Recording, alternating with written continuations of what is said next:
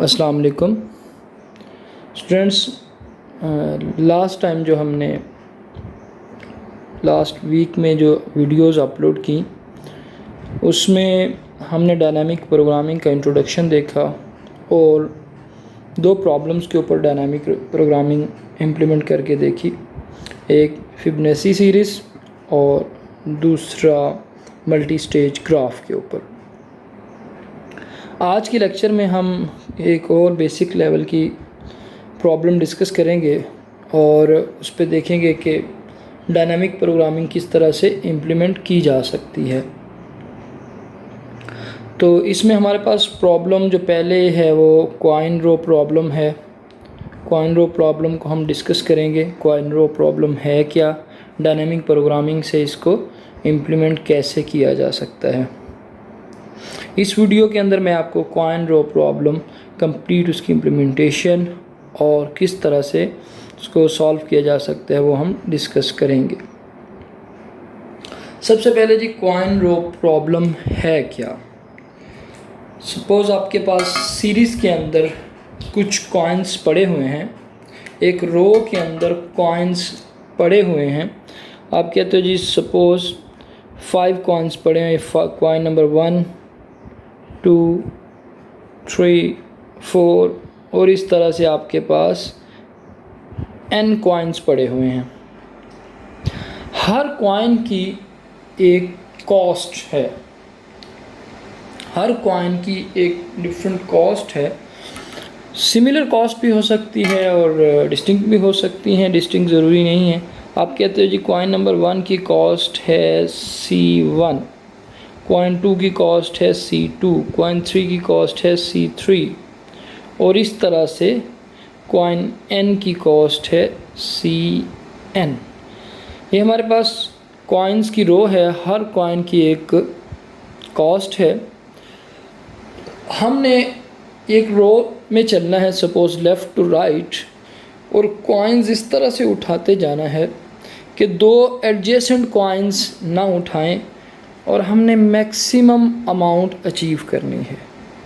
यानी कि हमने डिफरेंट नंबर ऑफ हमने कुछ कॉइन्स उठाने हैं, मैक्सिमम अमाउंट अचीव करनी है। लेकिन रूल ये है कि अगर आप सपोज़ आपने C2 उठा लिया है तो आप C3 नहीं उठा सकते, या कॉइन नंबर 2 उठा लिया है तो कॉइन नंबर 3 आप नहीं उठा सकते। या सपोज़ अगर आपने कॉइन नंबर 3 पिक किया है तो आप कॉइन 2 और कॉइन 4 नहीं उठाएंगे, पिक नहीं करेंगे, क्योंकि एडजेसेंट कॉइन्स आपके पिक नहीं किए जा सकते। ये इस प्रॉब्लम का रूल है। अच्छा, अब इस प्रॉब्लम में हम इस प्रॉब्लम को किस तरह से, इसका रिकर्सिव डेफिनेशन किस तरह से लिख सकते हैं, फिर उसके ऊपर उसको बॉटम अप अप्रोच के साथ कैसे सॉल्व कर सकते हैं, आइए हम इसको डिस्कस करते हैं। अब अगर सपोज़ यहाँ पे आप देखें तो आप कहते हैं कि एडजेसेंट कॉइन नहीं उठाए जाएंगे। सपोज़ ये आपके पास कॉइन n है तो इससे पहले कॉइन n-1 होगा और उससे पहले कॉइन n-2 होगा और फर्दर जो भी हैं कॉइन। अब यहाँ पे एक चीज़ गौर करने वाली है कि हमारे पास दो ऑप्शंस अवेलेबल हैं कि या तो हम nth कॉइन उठा लें। अगर हम एक ऑप्शन ये है कि हम nth कॉइन उठा लेते हैं जो कि हमारा लास्ट कॉइन है। अगर हम लास्ट कॉइन उठाते हैं तो हम n-1 कॉइन नहीं उठाएंगे क्योंकि वो n के एडजेसेंट है। हाँ, अगर हम nth कॉइन नहीं उठाते या पिक नहीं करते तो फिर हम n-1 कॉइन पिक कर सकते हैं। तो यहाँ पे हमारे पास दो ऑप्शंस आ रही हैं कि हम nth कॉइन पिक करते हैं या nth कॉइन पिक नहीं करते। ये हमारे पास दो ऑप्शंस आ रही हैं। इन्हीं दो ऑप्शंस की बेस पे हम इसकी एक रिकर्सिव डेफिनेशन लिख सकते हैं। Let's see. हम कहते हैं जी कि आपके पास सबसे पहले तो एक चीज़ जहन में रखें कि अगर आपके पास यहाँ पे ज़ीरो कॉइन है तो उसकी कास्ट कितनी होगी? ज़ीरो होगी। अगर आपके पास एक कॉइन है सिर्फ, तो आप कहते हैं जो भी उसकी कास्ट है वही हमारा सोल्यूशन है, क्योंकि जौन सा अगर कॉइन ही एक है तो उसकी जो भी वैल्यू है वो हमारा सोल्यूशन है। तो यहाँ से देखते हुए हम एक रिकर्सिव डेफिनेशन इसकी लिख सकते हैं कि F of N is equal to, अगर if n is equal to zero तो अमाउंट आपकी क्या होगी? ज़ीरो। यहाँ पे एफ ऑफ एन हमें बता रहा है वो वाली मैक्सिमम अमाउंट जो हम अचीव कर सकते हैं। Please keep in mind, F of N से मुराद आपकी वो वाला मैक्सिमम वैल्यू है जो हम मैक्सिमम अमाउंट है जो हम अचीव कर सकते हैं। अब अगर ज़ीरो, एन की वैल्यू ज़ीरो है तो हम कितने हमें क्या अमाउंट मिलेगी? ज़ीरो। अगर if n is equal to one तो फिर हमें क्या मिलेगा? c ऑफ वन, जो भी उसकी कॉस्ट है। अगर n वन है तो जो भी उसकी कॉस्ट होगी वो हमारा क्या होगा? मैक्सिमम अमाउंट होगी। लेकिन अगर c ऑफ n आपका f ऑफ n आपका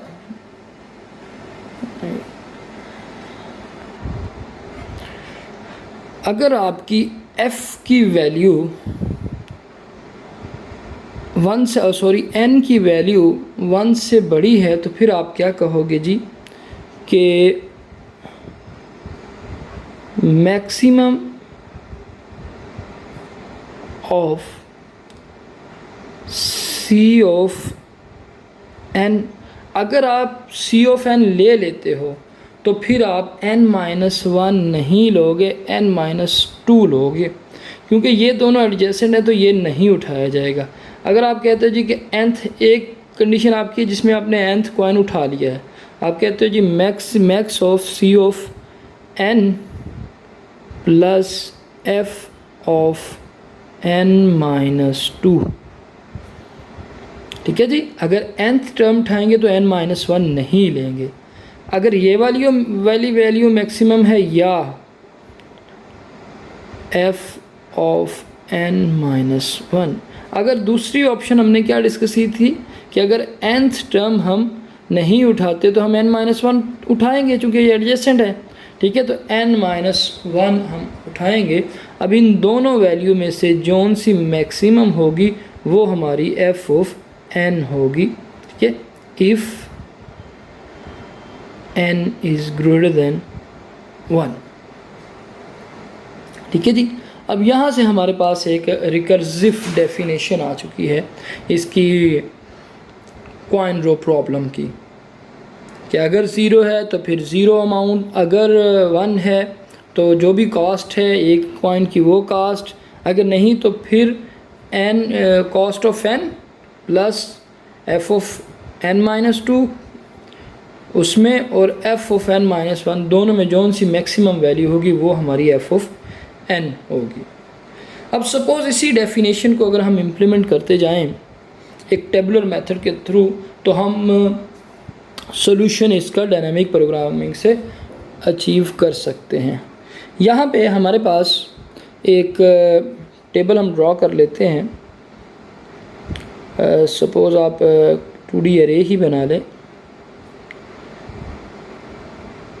जिसमें ये आपका इंडेक्स बता रहा है। इंडेक्स मीन्स के कॉइन नंबर,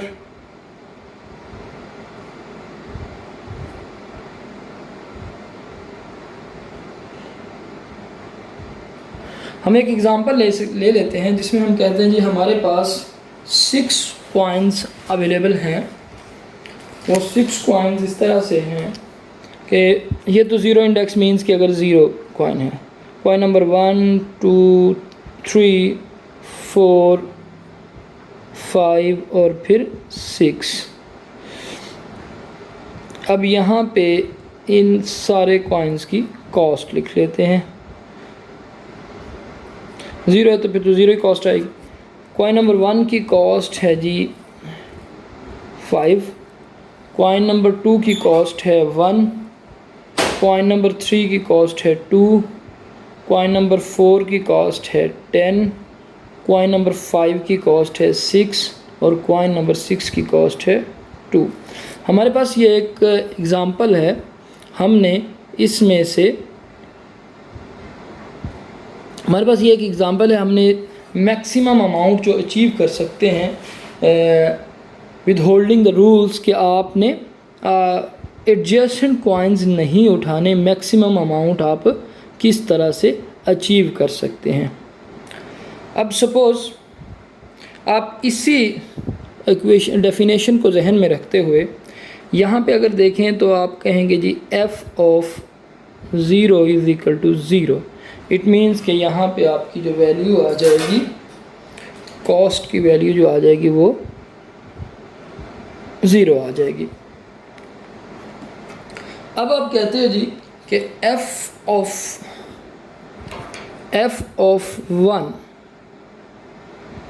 हमारी ये डेफिनेशन कहती है कि c ऑफ 1 यहाँ पे क्या है, 5 है, तो हमारा यहाँ पे कॉस्ट आ जाएगी जी 5, और इसको हम कह रहे होंगे कि ये हमारा क्या है, f ऑफ 1 है। क्लियर? अब f ऑफ 2 क्या आएगा, n की वैल्यू 1 से ज़्यादा है तो ये वाली आपकी डेफिनेशन आएगी, is equal to maximum of cost of 2 plus f of n minus 2 means f of 0, comma f of n minus 1 means f of 1। सो यहाँ पे आपके पास कॉस्ट ऑफ 2 क्या है, 1 प्लस f ऑफ 0 क्या था, 0, कॉमा f ऑफ 1 क्या है, 5। तो हमारे पास f ऑफ 2 की वैल्यू क्या आ गई, 5। मीन्स के ये हमारे पास वैल्यू कहाँ से आ रही है, f ऑफ n माइनस 1 से आ रही है। हमारे पास f ऑफ 2 की वैल्यू भी 5 ही है जो कि हमें मिली है f ऑफ 1 से।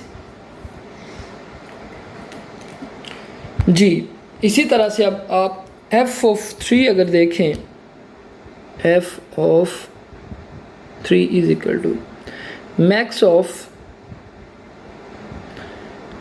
C3 cost of third coin plus f of n minus 2, यहाँ पे क्या आ जाएगा, 1, comma f of 2। Maximum of C of 3 की कॉस्ट क्या है जी, 2, प्लस f ऑफ 1 क्या है, 5, कॉमा f ऑफ 2 क्या था, 5 था, जो कि हमें f ऑफ 1 से मिला था, तो हमने यहाँ पे 5 लिख दिया। तो हमें यहाँ पे पता चला कि हमारे पास मैक्सिमम वैल्यू जो है वो 2 प्लस 5 है, जो कि आपकी वैल्यू क्या बनती है, 7। तो हमने कहा जी f ऑफ 3 यहाँ पे क्या आ गया, 7। और यहाँ पे एक चीज़ जहन में रखिएगा कि 7 हमें कैसे मिला है, f ऑफ 1 हमने इंक्लूड किया तो हमें 7 मिला है, ठीक है जी। लेकिन चूंकि ये कॉस्ट ऐड हुई है तो हम कहते हैं कि ये आपका क्या है जी, f ऑफ 3। अब यहाँ पे f ऑफ 4 आप किस तरह से निकाल सकते हैं, similarly f of 4 is equal to max of C4 plus f of n minus 2, 4 minus 2 तो क्या आ गया, 2, कॉमा f ऑफ 3। तो यहाँ पे आपके पास मैक्सिमम ऑफ C4 की कॉस्ट कितनी है, 10, प्लस F2 क्या था 5, जो कि हमने F1 लिया हुआ था, क्योंकि हमने 2 वाली कॉइन की कॉस्ट ऐड नहीं की थी, हमने जो पहले से 1 से वैल्यू आ रही थी वही थी, कॉमा F3 हमारे पास क्या है 7। तो यहाँ पे मैक्सिमम वैल्यू क्या आ गई 15। सो F4 हमारे पास क्या आ गया, F4 हमारे पास क्या आ गया जी 15। कीप इन माइंड कि F4 हमें मिला है F1 और यानी कि F2 और F4 वाली कॉस्ट से, लेकिन F2 F1 से आया था, तो हमने कहा ये F1 और F4 की कॉस्ट से मिला है, इसको हमने F4 कह दिया। अच्छा जी, अब अगर हम F5 निकालें, यहाँ पे सॉरी F5 कंप्यूट करें, तो maximum of cost of 5th coin plus F5 minus 2 3, comma F4, इन दोनों वैल्यू में से जो मैक्सिमम होगी वो F5 होगी। तो मैक्स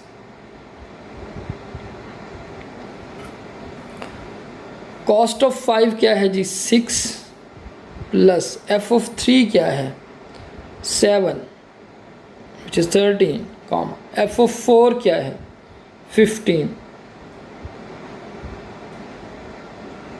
तो हमारे पास जब हम 5th कॉइन की वैल्यू ऐड करते हैं तो वो वैल्यू हमें कम मिलती है as compare to the F4। तो हमने कहा कि ये वाली वैल्यू भी आपकी 15 ही होगी, और ये हमें मिली कैसे है, जो हमारे पास F4 की वैल्यू थी। क्लियर है जी। अब यहाँ पर इसी तरह से अगर हम कंप्यूट कर लेते हैं F6 maximum of C6 plus F4 comma F5। अब मैक्सिमम ऑफ C6 की वैल्यू क्या है 2 प्लस F4 क्या है 15, कॉमा F5 क्या है 15। मीन्स कि हमें यहाँ पे मैक्सिमम वैल्यूज ये वाली अचीव हुई है जिसमें हमने 6th कॉइन की वैल्यू को ऐड किया है। हमें F5 से वैल्यू नहीं मिली, हमें ये F5 से ये वैल्यू नहीं मिली, हमें ये जब हमने 6th कॉइन को इंक्लूड किया तब हमें ये वैल्यू मिली, और हमारे पास ये 15th वैल्यू मिली। तो आखिरी इंडेक्स के अंदर जो वैल्यू पड़ी होगी वो आपके पास मैक्सिमम अचीवेबल अमाउंट होगी।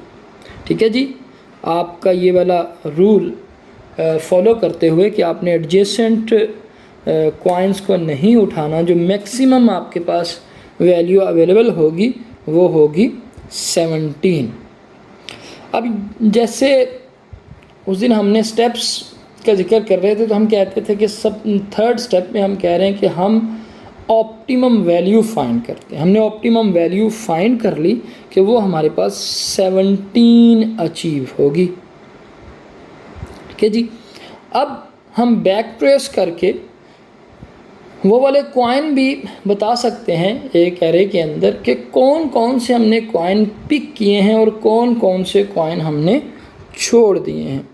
अब इसी आप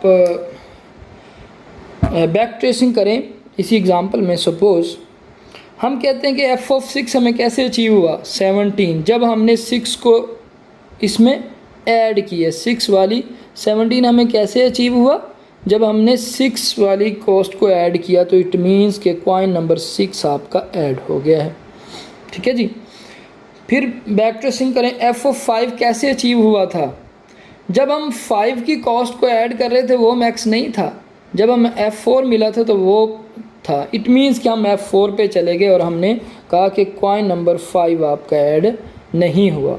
वैसे भी अगर 6 ऐड हो गया तो डेफिनेटली 5 आपका कॉइन ऐड नहीं होगा, आप पिक नहीं करोगे to achieve the maximum amount. अब F4 हमें कैसे अचीव हुआ था 15, जब हमने C4 की वैल्यू को ऐड किया था प्लस उसमें एक वैल्यू आई थी F2 की। इट मीन्स कि हमने F4 जब लिया तो हमने कहा कि C4 हमने फोर्थ कॉइन ऐड किया था प्लस उसमें हमने F2 देखा था। इट मीन्स कि F3 नहीं था, F3 अवॉइड हो गया, F2 था। अच्छा, अब जब हम F2 के हमने अब F3 को नहीं देखे, हम F2 पे आ गए। F2 के पास जब आए तो हमें पता चला कि जब उसकी कॉस्ट को ऐड कर रहे थे तब तो हमें मैक्सिमम अचीव नहीं हुआ था, हम तो F1 से मैक्सिमम लाए थे।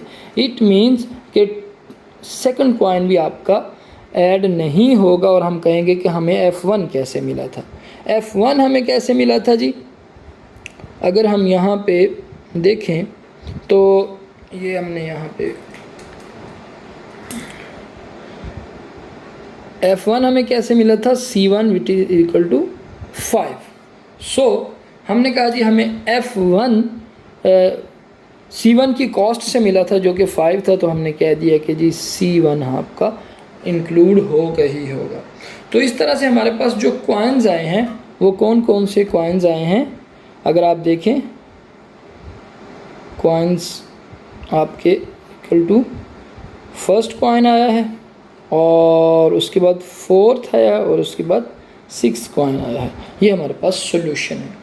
अब एक चीज़ जहन में रखिएगा कि ज़रूरी नहीं है कि हर नेक्स्ट एडजेसेंट के बाद आने वाला जो नेक्स्ट कॉइन है वो उठा ही लिया जाएगा। जैसे हमने फर्स्ट कॉइन उठाया तो उसके बाद हमने जाके फोर्थ कॉइन उठाया, 2 और 3 दोनों अवॉइड कर दिए। सपोज़ अगर हम फर्स्ट के बाद हमारे पास 3 कॉइन आ रहा था, अगर ये पिक कर लेते तो डेफिनेटली हम 4 को पिक ना करते और आगे 5 को पिक करते। तो फिर हम क्या उठा रहे होते? फर्स्ट, थर्ड और फिफ्थ। तो हमारे पास ये बनता 5, 2, 7 और 6, 13 की अमाउंट बनती, जो कि मैक्सिमम अचीव ना होता हमें। इस तरह से डायनेमिक प्रोग्रामिंग, जैसे हमने जिक्र किया था इसकी प्रॉपर्टीज़ में से, कि जब आप किसी भी स्टेप पे खड़े होते हैं तो वो स्टेप आपका ऑप्टिमम सॉल्यूशन ही होता है। अब आप यहाँ पे इस वाली डायनामिक पूरी को अप्लाई करके देख लें। अगर आप सपोज आप कहें जी मेरे पास 3 ही कॉइन है, तब आप देख लें आप मैक्सिमम अमाउंट अचीव कर रहे हैं। क्लियर? आप कहें जी मेरे पास 4 ही कॉइन है, जिस भी स्टेप पे आप होंगे उसका सोल्यूशन जो होगा वो आपको ऑप्टिमम सोल्यूशन मिल रहा होगा। डायनामिक प्रोग्रामिंग की एक प्रॉपर्टी उस दिन हमने डिस्कस की थी। अब इसका थोड़ा सा एल्गोरिथम देख लेते हैं और फिर उसके एनालिसिस कर लेंगे। यहाँ पे अगर हम एल्गोरिथम की बात करें तो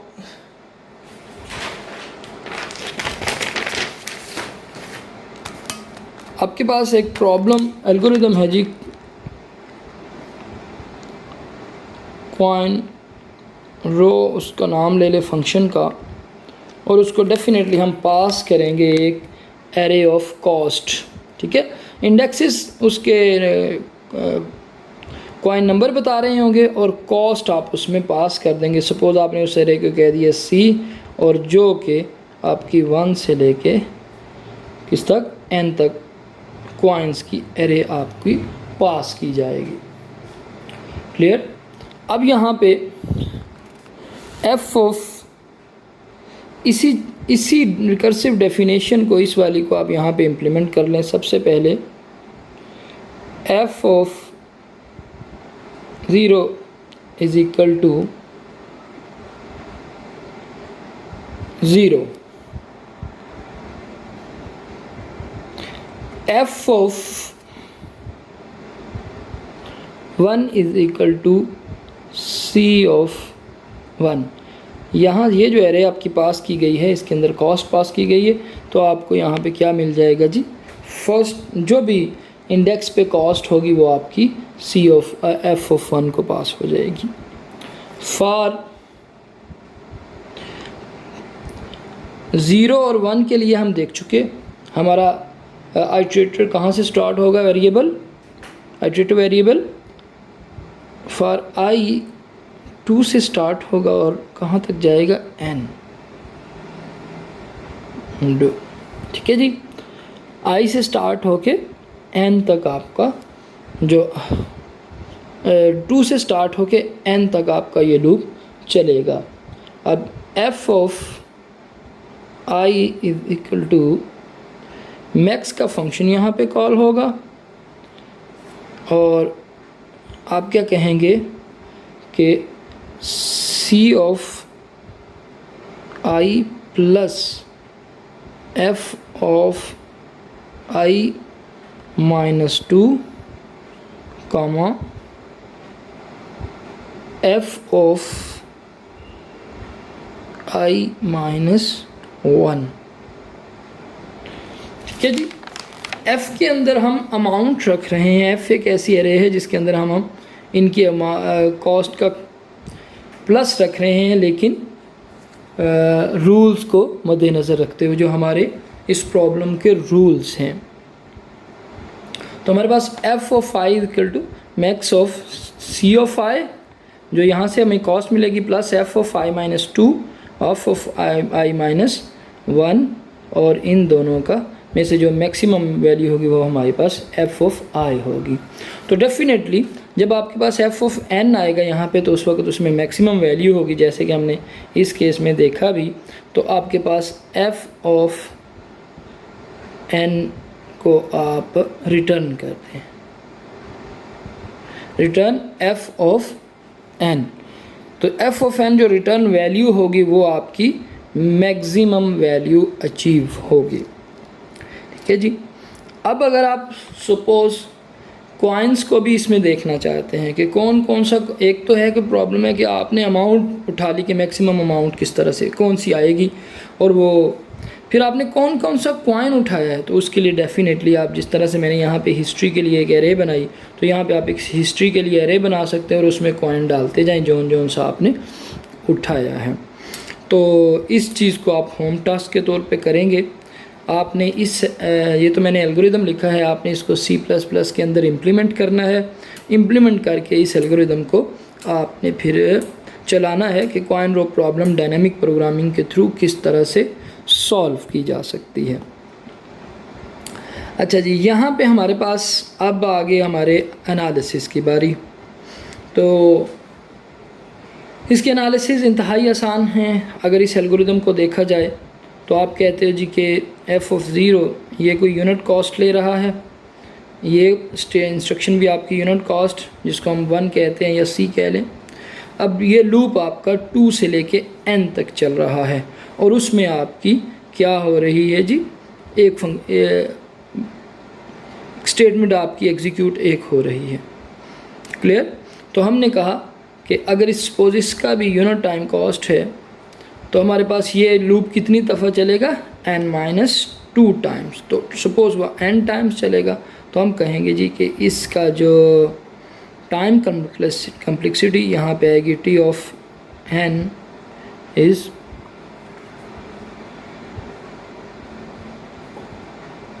t of n is order of या थीटा n।